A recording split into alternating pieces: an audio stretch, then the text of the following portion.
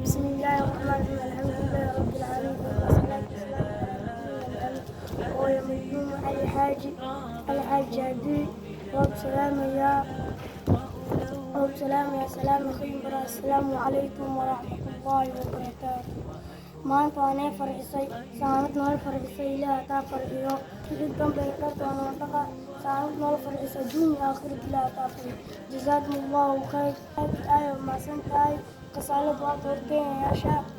waa nool tusxataa meel kastoo leeya ilaaha kuu saalo hamiya ilaaha tusiyo si maanta noo farxisay ilaaha taa farxiyo aakhirya dunya ilaaha farxadda tusiyo jano ilaaha kuu waraabiyo maanta inta hooyo aab waxaan tusteynaa inuu jeceshin oo hooyo aab hoos بسم الله الرحمن الرحيم محمد عثمان محمد